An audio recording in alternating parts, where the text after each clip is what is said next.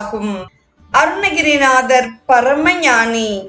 உயிர்பற்று, உடல் பற்று, பொருள் பற்று அனைத்தையும் விட்டவர்.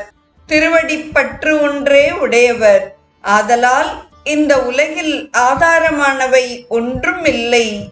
முருகன் திருவடி ஒன்றே புகலிடம் என்று தெளிந்து தெளியாதவர் தெளியுமாறு உபதேசித்து அருள்கிறார்.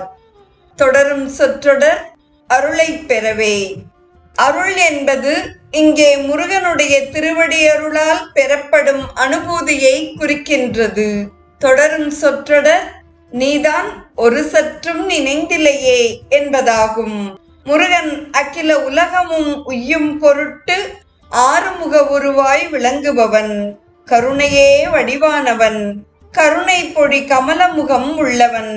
சிவபெருமானுடைய பழைய வடிவு ஆறுமுக வடிவு. அது அளவற்ற அருள்மயமானது.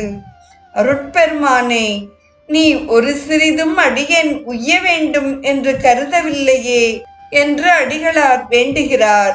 இறைவன் ஆன்மாவை நினைத்தால்தான் ஆன்மா இறைவனை நினைக்க முடியும். ஆன்மாக்களாகிய நாம் இறைவனை நினைத்த பிறகு இறைவன் நம்மை நினைக்கிறான். அவன் நினைத்த பின்பு அருள் விளக்கமுற்று உயிர் இறைவனை நினைக்க தலைப்படுகின்றது. உதாரணமாக, பிறந்த குழந்தை இவள் தாய் என்று நினைக்கும்படியான அறிவை பெறுவதில்லை. இது என் குழந்தை என்று அன்னை நினைந்து அரவணைக்கின்றாள்.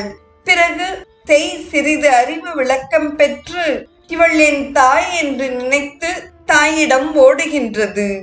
இதுபோல் உலகங்களுக்கு எல்லாம் அம்மையும் அப்பனுமாக இருக்கின்ற இறைவன் உயிர்களை நினைத்து அருள் புரிகின்றான்.